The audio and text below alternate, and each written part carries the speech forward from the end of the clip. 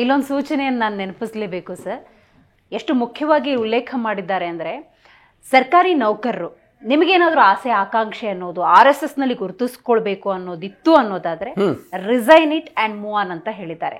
ಅಂದರೆ ಕರ್ನಾಟಕ ಕಾಂಗ್ರೆಸ್ನ ಆಡಳಿತದಲ್ಲಿ ಒಂದು ಆಸೆ ಅಭಿಲಾಷಿಗಳು ವಾಕ್ಸ್ವಂತರುಗಳು ಇಲ್ಲ ಅಂತ. ಅಂದರೆ ಸರ್ಕಾರಿ ನೌಕರರಾಗಿರ್ಬೇಕು ಅಂದ್ರೆ ನೀತಿ ನಿಯಮಾವಳಿಗಳಿರ್ತವೆ. ಆ ಕಚೇರಿ ಸಮಯ ನಂತರದ ಸಂದರ್ಭದಲ್ಲಿ ಅವರು ತಮ್ಮ ಬದುಕನ್ನು ತಮಗೆ ಹೇಗೆ ಬೇಕೋ ಹಾಗೆ ನಡೆಸುವಂತಹ ಇಚ್ಛೆ ಇಲ್ಲದಂತಹ ಸ್ಥಿತಿನ ಇದು ಅಂತ ನಡೆಯೋಕ್ಕೆಲ್ಲ ಭಾಳ ಜವಾಬ್ದಾರಿಯುತವಾಗಿ ಹೇಳ್ಬೇಕಾದ್ರು ರಾಜ್ಯ ಸರ್ಕಾರಿ ನೌಕರರ ಸಂಘದ ಅಧ್ಯಕ್ಷರಾಗಿರೋಂಥ ಶಶಿಧರ್ ಷಡಾಕ್ಷರಿ ಅವರು ನಾನಂತೂ ನೇರವಾಗಿ ಹೇಳಬಲ್ಲೆ, ಅವ್ರು ಯಾವತ್ತೂ ಸಹ ಒಂದು ಗಟ್ಟಿ ನಿರ್ಧಾರದ ಮೇಲೆ ಈ ಥರ ನೀವೇನು ನಮಗೆ ಲೈನ್ ಆಫ್ ರೆಸ್ಟ್ರಿಕ್ಷನ್ ಹಾಕಿದ್ರ ಯಾವುದೇ ಕಾರಣಕ್ಕೂ ಸಾಧ್ಯ ಇಲ್ಲ ಅಂತ ಎದ್ದು ನಿಂತ್ಕೋಬೇಕು. Got it. ನೀವೇನು ಹೇಳಿದ್ರಿ, ಸರ್ಕಾರಿ ಸಮಯದ ಒಳಗಡೆ ನಾನು ಕೆಲಸ ಮಾಡ್ತೀನಿ, ತದನಂತರ ನಾನು ವ್ಯಕ್ತಿತ್ವ ನಿರ್ಮಾಣಕ್ಕೆ RSS ಇರೋದು. ಅದ್ಯಾವುದು ಸರ್ಕಾರದ ವಿರುದ್ಧ ಪಿತೂರಿ ಮಾಡ್ತಾ ಇಲ್ಲ, ಸರ್ಕಾರದ ಪರವಾಗಿ ಪ್ರಚಾರನೂ ಮಾಡ್ತಾ ಇಲ್ಲ.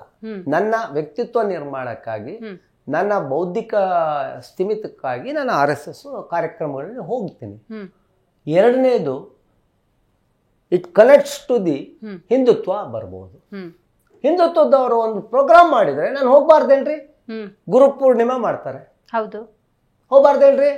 ನಿನ್ ಕೇಳ್ಬೇಕಾ? ಕೋಳಿ ಕೇಳಿ ಖಾರ ಅರಿಬೇಕಾ? Kindly tell this. ಕರ್ನಾಟಕ ಕಾಂಗ್ರೆಸ್ಗೆ ಹಾಗಾದ್ರೆ ಮದರಸಗಳು ಕಾಣುವುದಿಲ್ಲ, ಚರ್ಚ್ಗಳು ಕಾಣುವುದಿಲ್ಲ, ಅಲ್ಲಿ ಯಾವ ರೀತಿಯ ಪಾಠ ಪ್ರವಚನಗಳಾಗ್ತವೆ ಅನ್ನೋದು ಕಾಣುವುದಿಲ್ಲ, ಈ ದೇಗುಲಗಳು ಕಾಣ್ತವೆ. ಒಂದ್ ನಿಮಿಷ, ಐ ಕಂಟಿನ್ಯೂ ದಟ್ ಒನ್. ನೀವು ನಮ್ಮ ಸರ್ಕಾರಿ ನೌಕರಿಗೆ ಈ ರೆಸ್ಟ್ರಿಕ್ಷನ್ ಹಾಕಿದ್ರಲ್ಲ, ಹೌದು, ಒಂದು ಇದು ಅಪ್ ಟು ಸುಪ್ರೀಂ ಕೋರ್ಟ್ ಹೋಗಿ ಬಂದಂತ ಕೇಸು.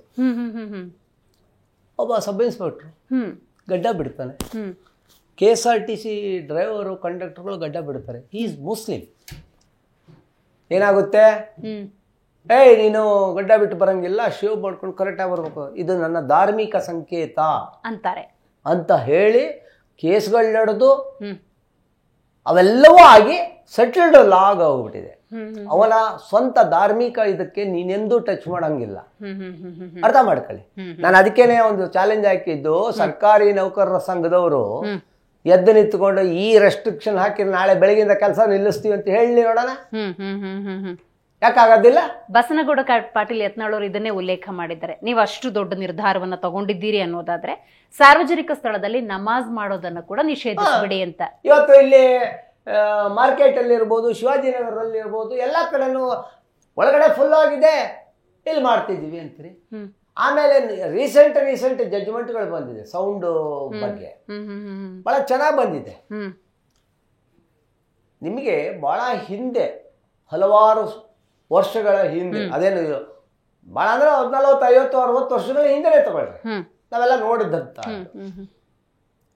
ಈ ಮುಸ್ಲಿಂ ಇದು ಪ್ರಾರಂಭ ಆದಾಗ ಅವಾಗ ಯಾವುದೂ ಮೈಕ್ಗಳಿರ್ಲಿಲ್ಲ, ಮೊಬೈಲ್ಗಳಿರ್ಲಿಲ್ಲ.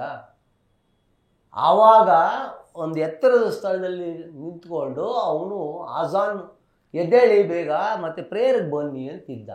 ಇವತ್ತು you are under the technology ಒಳಗಡೆ ಫುಲ್ ಮುಂದುವರ್ತಿದ್ರಿ. ಅದೇನೋ ಕೈಗೆ ಒಂದು ಬ್ಯಾಂಡ್ ಹಾಕೋಬಿಟ್ರೆ ನೀವು ತುಂಬಾ ತಿನ್ಬೇಡ, ಸಾಕು ನಿಂದು ಅಂತ ಅದು ನಿಮಗೆ ಹೌದಾ?